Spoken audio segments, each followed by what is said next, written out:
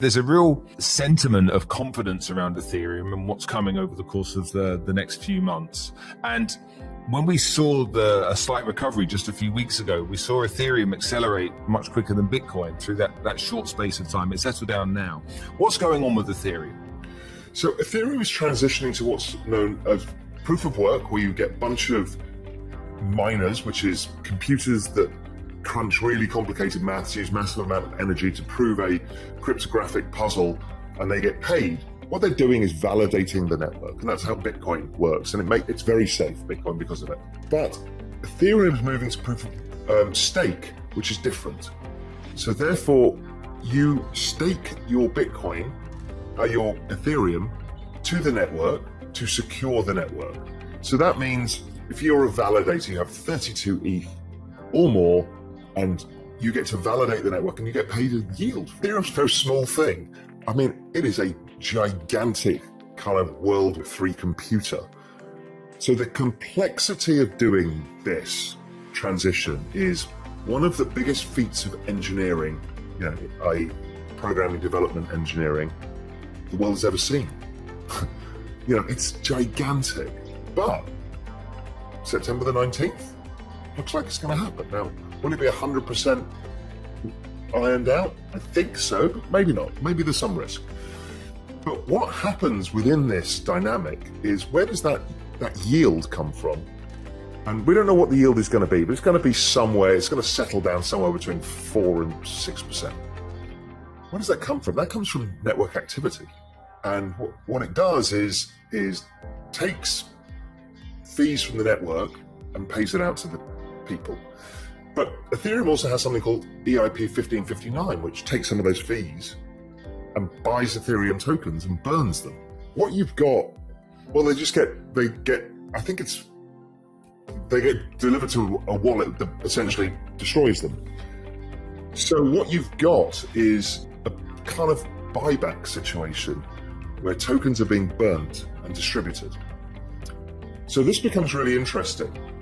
Also, there's currently about 9% of everybody staking their ETH right now, even though ETH staking is not a thing, but there's test nets and stuff where you can do this. The guesstimates are that maybe up to 30% of all ETH will be staked, because that's similar to some other chains.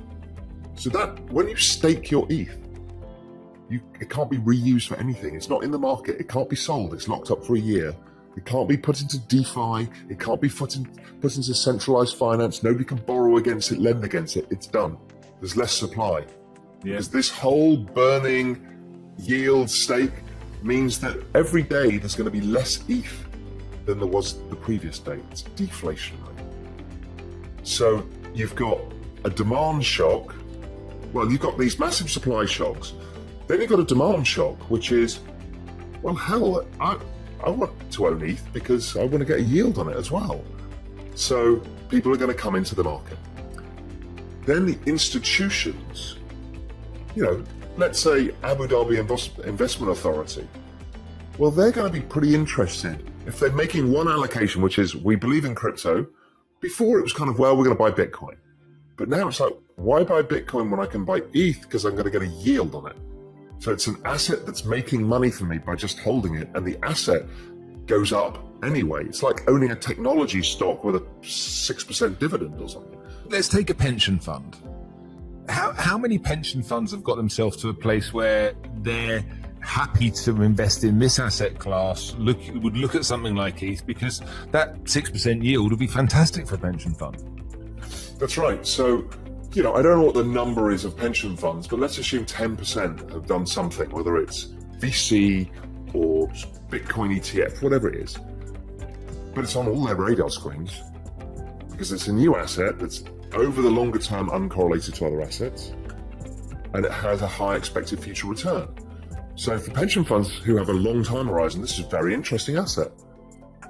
So, you're fighting with the investment committee. They're saying it's a scam. You're saying, no, we need to do this. So everybody goes through this process. Then they start getting comfortable. How do we do it? Well, you can have some allocation to VC first. And then it's like, okay, well, what do you want to do? Well, we don't know how to account for Bitcoin on our balance sheet. How do we do that? They might buy the ETF, or they buy some Coinbase shares, whatever it is, right? But eventually they will come down to, if I own Ethereum, I'm going to get a 6% yield. And what does that do for my future retirees? Well, that's a higher yield than junk bonds, it's a higher yield than US Treasuries, it's a higher yield than equities. Okay, so now I've got a higher future expected return with a yield. I will probably do this. So what it means is, at the margin, you're bringing in large buyers who are otherwise absent from the industry. This is one of the reasons why gold never became a big part of portfolios. It is for wealthy people, family offices, maybe endowments, but for pension plans and stuff, they're like, it doesn't give me a return to pay my pensioners with. So I always have to hope it goes up. It doesn't give me any wiggle room. Well, now you've got ETH that gives you wiggle room and the ability to go up. Okay, that's very interesting.